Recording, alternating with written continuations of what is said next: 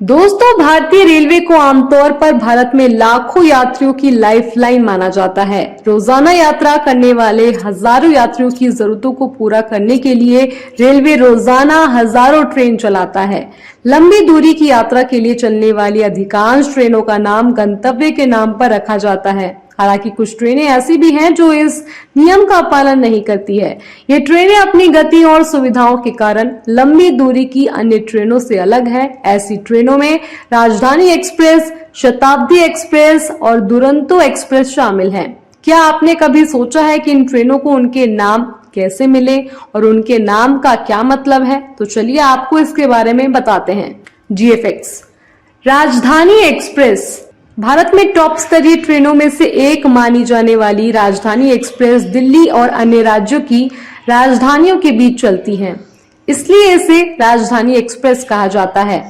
राजधानी की खास बात यह है कि ये पूरी तरह से वातानुकूलित है, यानी फुल एसी पैक्ड ट्रेन है और इसके किराए में खाना भी शामिल है। इसकी थर्ड एसी की टिकट भी अन्य गाड़ियों के थर्ड एसी से महंगी होती है। इसकी अधिकतम स्पीड 140 किलोमीटर प्रति घंटे रहती है। अगर कभी एक ही ट्रैक पर कई गाड़ियों को निकलना है तो सबसे पहले राजधानी को ही रास्ता दिया जाता है। जीएफएक्स शताब्दी एक्सप्रेस राजधानी हजारों किलोमीटर का सफर तय करने वाली प्रीमियम ट्रेन है, जबकि इसके उलट शताब्दी को केवल 400 से 800 किलोमीटर के बीच ही चलाया जाता है। ये पूरी ट्रेन चेयर कार होती है। इसे भारत के पहले प्रधानमंत्री पंडित जवाहरलाल नेहरू के 100वें जन्मदिन पर 1989 में चलाया गया था, इसलिए इसका नाम शताब्दी एक्सप्रेस है। ये अधिकतम स्पीड के मामले में राजधानी से भी 20 है। इसकी अधिकतम स्पीड 160 किलोमीटर प्रति घंटा है। सुविधाएं इसमें भी राजधानी जैसी ही होती है। जीएफएक्स दुरंतो एक्सप्रेस दोस्तों, इस ट्रेन की संख्या राजधानी और शताब्दी दोनों से ही ज्यादा है। दुरंतो एक बंगाली शब्द है जिसका मतलब है बिना रुके चलने वाला।